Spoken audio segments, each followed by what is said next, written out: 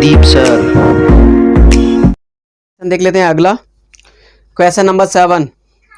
If a triangle ABC and DEF given है, इसकी क्या रेशियो दिया गया, A B upon D E equal B C upon F D and then they will the similar when, वो similar कब होंगे। भाई सिमिलर के लिए क्या होता है, चाहे तो दो एंगल मैच करवा दो, नहीं दो एंगल इक्वल दिखा दो, चाहे दो साइडें इक्वल दिखा दो तो सिमिलर आपका हो जाएगा। नहीं दो चीजें आपको मैच करवानी पड़ती हैं। और कॉन्ग्रुएंट के लिए क्या होता है, तीन चीजें मैच करवानी होती हैं। तो चलिए भाई पढ़ देते हैं पहले क्वेश्चन नंबर 7 का क्या क्या गिवन है उसको लिख लेते हैं। क्वेश्चन नंबर 7 में आपको एक ट्राइंगल दिया गया एबीसी और एक डीईएफ है। चलो दो ट्राइंगल बना लेते हैं। ये तो बन गया ए वी सी, ठीक है, और दूसरा क्या है, डीईएफ है। दूसरा क्या है, डी ई एफ। दो ट्राइंगल हमने बना लिए, ठीक है। अब क्या कह रहा है, they will be the similar when, way similar कब होंगे। सिमिलर होने के लिए आप ध्यान दीजिएगा, पहले तो हम इनमें मैच करवाते हैं। पहले इनका जो फॉर्मूला दिया गया वो लिखेंगे हम। क्या लिखा है, A B upon D E equal में क्या दिया गया है, V C upon F D. तो इसका यूज कर लेते हैं। ए बी कहाँ है, इसमें ये है ए बी अपॉन क्या है डीई, तो इसमें ये इसके सिमिलर होगी। ए बी के क्या होगा, डीई, ये वाली है सिमिलर, ठीक है। दूसरी वाली देख लेता, बी सी। बी सी कहाँ पे है, ये बी है और ये सी, ये वाली है। और बी सी यहाँ पर क्या है, एफ डी। एफ डी देखो कहाँ पे है, ये है एफ डी, ये वाली। तो भाई दोनों सिमिलर साइडों के बीच में क्या होता है, जो भी एंगल बनेगा वो आपस में बराबर होगा। इसका मतलब है कि ये वाला जो एंगल बन रहा है और ये वाला एंगल, क्योंकि दोनों साइडों से कौन सा एंगल बन रहा है, ये तो बन रहा है, ये दोनों एंगल आपस में बराबर होंगे। तो इसका मतलब है कि angle B equal angle D, जो भी ऑप्शन हो मैच करिएगा। देख लेते हैं इसमें कौन सा वाला ऑप्शन है, angle B equal angle D, option C is correct. उम्मीद है आप लोगों को समझ में आ गया होगा। चलिए चलते हैं नेक्स्ट क्वेश्चन पर। नेक्स्ट क्वेश्चन देखिए, अब सॉल्व कर लेते हैं बिना इरेज करे हुए एसी पे। In which the ratio of Y axis divided the segment joining the point, by axis ले लेते हैं। ये रही बाई एक्सिस, इसके दो पॉइंट हैं। कौन कौन से पॉइंट हैं देखिएगा, इसके दो पॉइंट हैं 5 कॉमा माइनस का 6, ठीक है। और दूसरा क्या है, माइनस का 1 कॉमा माइनस का 4। उल्टा सीधा ले लेते हैं, चलो कोई बात नहीं। माइनस का 1 कॉमा माइनस का 4। भाई एक लाइन है बाई एक्सिस पे है और ये डिवाइड हो रही, किस रेशियो में डिवाइड होगी हमें भी नहीं पता।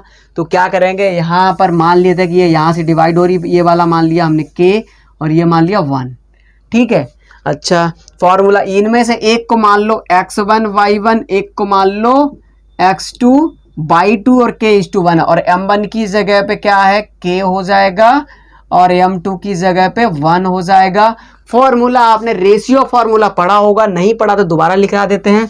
देखिए ये होता है x कॉमा वाई इक्वल होता है m1 x2 plus m2 x1 upon m1 plus m2, comma यहाँ से निकलती है x की वैल्यू, यहाँ से क्या निकलती है x की वैल्यू, और यहाँ से निकलेगी y की value m1 y2 plus m2 y1 upon m1 plus m2। भाई वैल्यू पुट कर दो और यहां कंपेयरिंग क्या करना, वो बाई एक्सिस पे कर रही है, क्रॉस किस पे कर रही है, क्या कह रहा है, which ratio Y axis divided, divided कौन सी हो रही, बाई एक्सिस। तो x की वैल्यू कितनी आ जाएगी, 0 आ जाएगी। x की वैल्यू 0 हो जाएगी, y की वैल्यू बाई ही रहेगी। वैल्यू पुट कर दो भाई, m1 x2, m1 की जगह पे क्या है, k है। चलो वैल्यू निकाल देते हैं, क्या रहेगी, k into m1 x2, x2 हमने क्या माना, माइनस का 1 माना, ठीक है, प्लस m2 x1, m2 क्या है 1, m2 x1, x1 क्या माना हमने 5 upon k plus 1, comma m1 y2, m1 क्या है k, y2 की वैल्यू क्या है, y2 की वैल्यू है माइनस का 4, ठीक है। m1 y2 plus m2 y1, m2 की जगह क्या है 1 इंटू y1 क्या है माइनस का 6 अपॉन k प्लस 1, ठीक है। अच्छा हमें क्या चाहिए, हमें तो वैल्यू पता करनी है, किस रेशियो में जाएगा वो पता करना। तो रेशियो में पता करने के लिए देखिए यहां पर अगर हम पहले इनको सॉल्व कर लेते थोड़ा सा, और ये रहेगा 0, और ये रहेगा k का 1 के साथ माइनस का k प्लस का 5 बन जा 5 अपॉन k प्लस 1, और ये रहेगा माइनस का 4k प्लस माइनस माइनस हो जाएगा 1 6 जा 6 माइनस का 6 अपॉन k प्लस 1। ठीक है, अब लाइन कैसी है, लाइन x बाई एक्सिस पे डिवाइड हो रही है तो x इक्वल 0 होगा। तो अगर हम देखें बाई से कंपेयरिंग करवा रहे हैं इस वाले की, तो यहाँ पर भी एक k कांस्टेंट मतलब k वेरिएबल रखा हुआ, बाई रखा है, तो दो वेरिएबल कभी एक साथ सॉल्व होते नहीं है। तो क्या करेंगे हम इस वाले की कंपेयरिंग करवा देंगे इस वाले के साथ में, तो ये हो जाएगा आपका 0 इक्वल माइनस का k plus 5 upon k plus 1। अब ये पूरा k प्लस 1 का इधर 0 के साथ मल्टीप्लाई करवाएंगे तो क्या बन जाएगा, ये पूरा बन जाएगा 0। ये माइनस का k इक्वल क्या बन जाएगा, माइनस का k प्लस 5 इक्वल बन जाएगा 0। 5 उधर जाएगा प्लस का, या k उधर पहुंचा दो, 5 उधर पहुंचा देते तो ये हो जाएगा माइनस का k इक्वल माइनस का 5, माइनस माइनस दोनों तरफ प्लस हो गए। तो यहाँ पे लिख देते हैं हम k इक्वल क्या बच जाएगा 5, और जिसके अपॉन में कुछ नहीं होता उसके अपॉन में क्या लगा देते हैं हम 1। ठीक है, और तो रेशियो क्या था, k की वैल्यू आई 5 और वो तो 1 था ही, अपॉन में 1 लगा सकते हैं। तो जो रेशियो बनेगा वो क्या बनेगा 5:1। ये ऑप्शन मैच कर लो भाई, कौन सा मैच कर रहा है आपका 5:1, मतलब ये बी ऑप्शन इज करेक्ट। ठीक है, चलिए मेरे मित्रों पढ़ लेते हैं question number 9। Question number 9 is given in the figure if PA and PB are the tangent of circle with centre O। देखो क्या है, PA और PB दोनों क्या है, टेंजेंट है। ठीक है, टेंजेंट हिंदी वाले पढ़ेंगे तो लंब है।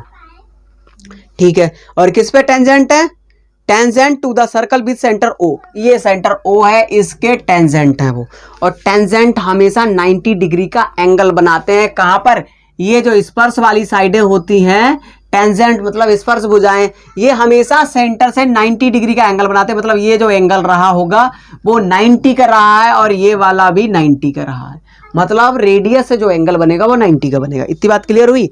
ठीक है, कह रहे हैं that APB equal 50, OAV is equal to OAV मतलब ये वाला एंगल फाइंड करो। OAV कितना है, सीधी सी बात ये है कि कोई सा भी क्वाड्रेटल है जिसके चारों एंगलों का सम 360 होता है। कितना होता है 360, और ट्राइंगल के तीनों एंगलों का सम कितना होता है 180 होता है। लॉजिक यहां से पकड़ के आता है, क्योंकि APB और O मिला के क्या बना, अगर ये बीच वाली साइड गायब करते हैं ये बन जाएगा एक क्वाड्रिलेटरल, चतुर्भुज बन गया। तो चतुर्भुज में दो देख लो, यहाँ पर ये वाला एंगल 90 का और ये वाला एंगल 90 का, दोनों निकाल दिए तो 180 तो वैसे भी हट गया। अब क्या बचा 180, और होता कितना है चारों एंगलों का सम 360। तो ये वाला एंगल और यहाँ पर जो बना ये वाला एंगल मिला के कितना होना चाहिए 180 होना चाहिए। तो ये 50 रखा है, तो ये वाला कितने का हो जाएगा भाई 130 का हो जाएगा। कितने का हो जाएगा 130 का। दूसरी बात एक और लॉजिक है कि अगर ये 130 का, तो ये दोनों एंगल बचे हुए बराबर होंगे। कौन कौन से, OAV और OBA बराबर होंगे। OAV और किसके बराबर, OVA दोनों बराबर होंगे। किस बात से बराबर हो, क्योंकि दोनों में क्या है, ये OB भी रेडियस और OAV एक रेडियस, और equal side make equal angle in एक थ्योरम है, equal side make equal angle in a triangle. किसी भी ट्राइंगल में अगर बराबर की साइड है तो वो बराबर का कोण बनाएंगी। तो जब दोनों रेडियस है तो बराबर ही तो होंगी।